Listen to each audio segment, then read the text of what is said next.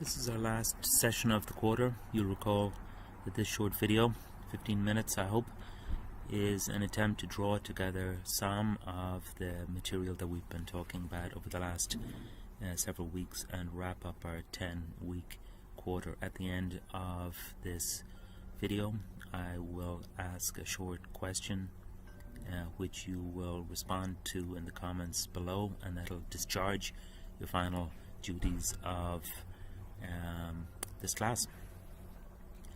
I've not perhaps earned the right to have a favorite anthropologist, but if I did, it might be Leslie White.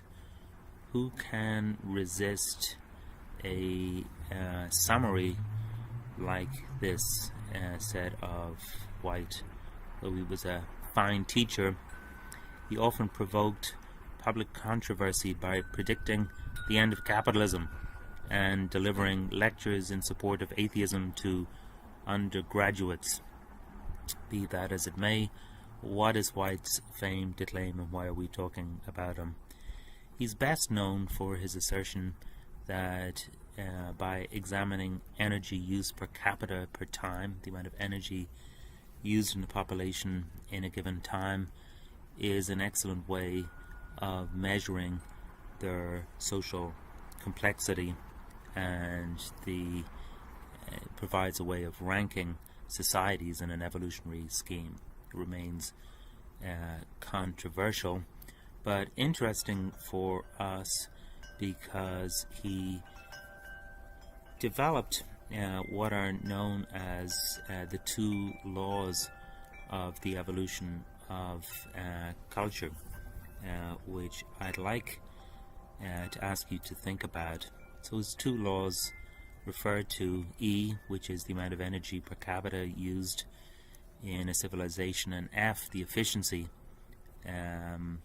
implemented by technological means by which that energy is put to use. And those two things together allow you to understand the production of culture. So his first law to the left, other things being equal, the degree of cultural development varies directly as the amount of energy per capita per year is harnessed and put to work.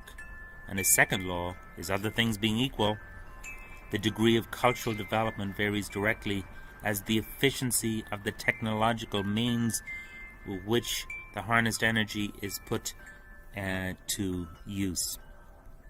Now, White did not specifically, at least in that paper, have much to say about cities.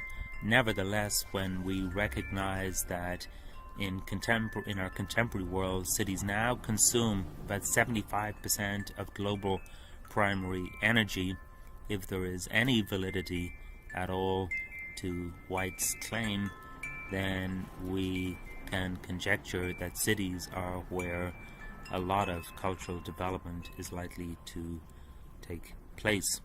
Controversial claim to be sure. Now, I want to link White's proclamations about these laws of culture with this notion that we've been developing in recent weeks of the ecosystem as a natural unit which can be applied to our understanding of cities. So therefore we can talk about an urban ecosystem. The ecosystem, the definition we've used, I'm going to read it again because it's important. The ecosystem is a natural unit that includes all organisms in a given area interacting with physical environment, so that when energy flows through the system, there's an exchange of material between the living and the non-living parts of the system. The link with White's work, of course, is obviously energy, which in the ecosystem concept is used, that energy is put to work in material exchanges that keeps the living proceeding along their business. And of course, one of the main living things in urban environments are humans. I want to remind us as well about this lovely little conceptual model that we've been using for a while from Paul Cox and Linda McCarthy, where they remind us that, urbanization is an ongoing process, and we've concentrated quite a bit on the processes that fuel the urbanization process itself. But here I want to spend a little bit of time thinking about the outcomes, not specifically details of land use history, the built environment and the like, but the way in which those outcomes result in a variety of problems, both social and environmental, for which we need to develop a set of policy responses, including sustainability plans, environmental policy, resilience plans and the like, that in turn modify the process of urbanization. So, with two things in mind then, energy flows and material transfer that we're getting from our ecosystem models, we can think about these urban environmental problems, at least in terms of energy flow and material exchange. Quite, an obvious example of how energy creates problems in cities is related to what's known as the urban heat island. The urban heat island being that phenomenon that's been recognized for over a century, that cities tend to be warmer, often by a few degrees, than the surrounding hinterlands. It's a phenomenon that's influenced by the size of cities, of course, their size, their shape, the material used in them and the like, as well as their geographical settings. And there's two ways that this notion of energy as a concept helps us think about the generation and the maintenance of the urban heat island problem. Firstly, we are using energy in cities to fuel, to run our equipment, which then creates a heat waste that warms up the city.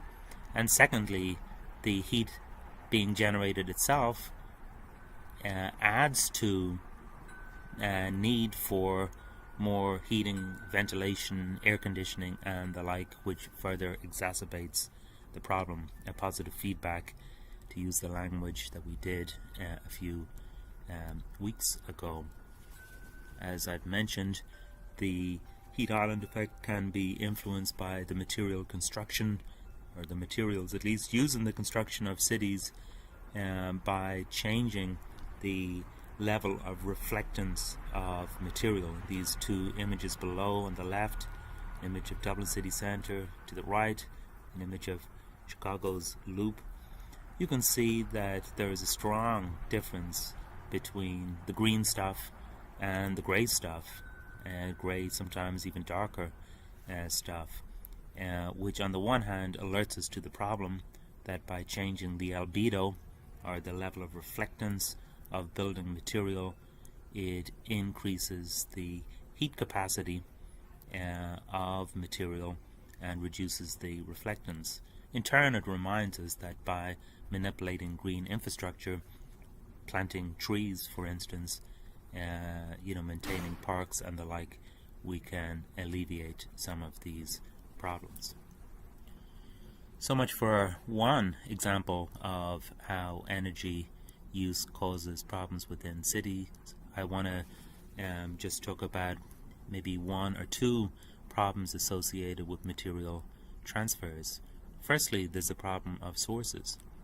Since cities require a lot of materials for their economic activity, but also for the maintenance of their large, dense populations. A reminder here that the composition of the body can be broken down into its elements, of which oxygen, carbon, hydrogen, nitrogen are the primary ones. We have to have a source, of course, for the flow of those elements to maintain healthy human bodies. This is not obvious.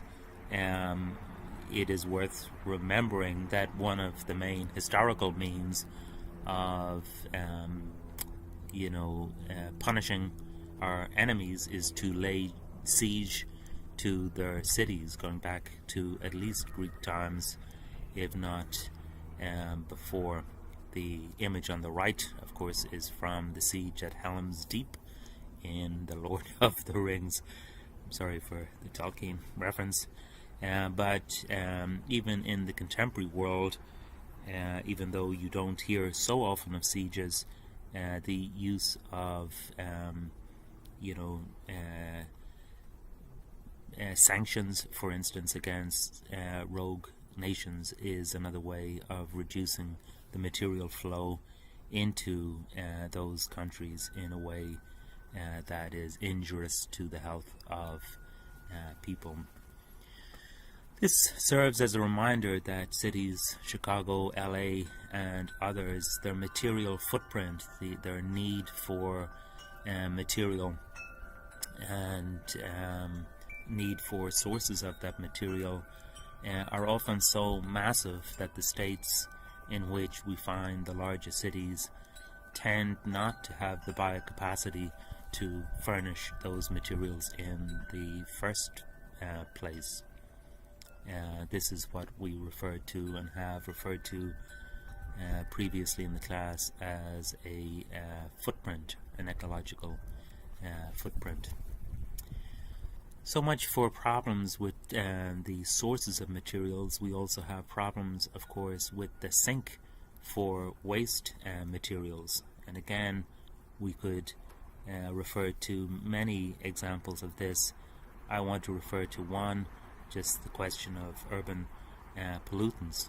By the burning of fossil fuels and other uses of material, cities tend to produce a lot of carbon monoxide, sulfur oxides, nitrogen oxides, and the like that are much greater than are found in rural areas. And these are problematic pollutants which have to be mitigated and are mitigated in a number of ways. One of the most obvious manifestations of these sorts of pollution problems come in the form of smog. Smog is produced when, due to photochemical reactions, there's an interaction between nitrogen oxides, volatile organic material in a manner that produces ground level ozone, which can be quite injurious to health.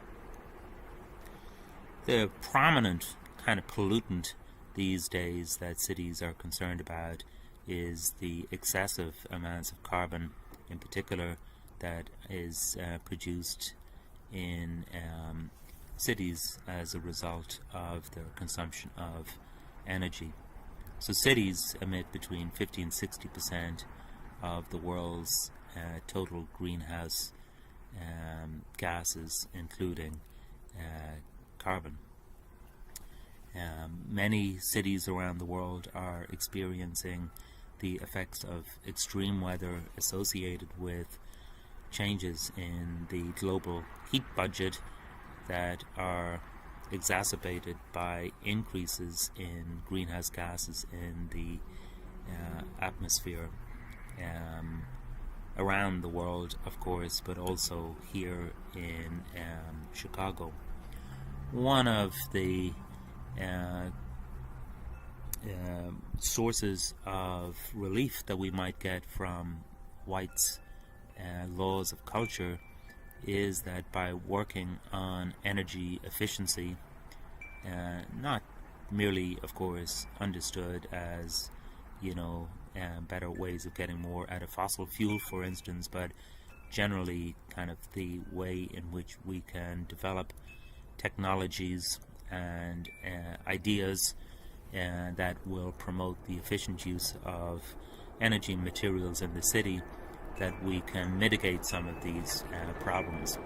A nice example of such a mitigation strategy includes the Chicago Climate Action Plan, which advocates for the following strategies. energy efficient buildings, clean and renewable energy sources, improvement in transportation options, and reduced waste and industrial production, as well as a range of adaptation strategies. Adaptation strategies being those that allow us to live with a warmer climate, the other strategies being those that help in mitigating climate change. So let's end the quarter with my admittedly cheesy urban planning principles. These principles are designed to remind us of some of the key points that we discussed during the quarter. 1. Cultivate the urban drama. 2. Incorporate nature as a necessity. 3. Tackle disputes over urban beauty democratically. Yield to the sacred and aesthetic as central and not merely peripheral. Provide for energy efficient flow and cost effective material exchange. Limit cities but connect landscapes. Adopt design elements that can be easily replicated and regulated, and never trust plans. You may burn this one. In finalizing this, and this is your final act of the quarter, I want you just, and it's a way of course acknowledging that you've listened to this short video and kind of understood its contents. I'd like you to jot down, this is short, just a couple of sentences, a few at the most, just jot down one idea from the quarter that was completely new and hopefully interesting to you, or an idea that you'd heard of before but was reinforced in this class, or maybe even one idea that you might be able to apply to other academic interests that you're pursuing. Thanks for a great quarter. I will see you soon.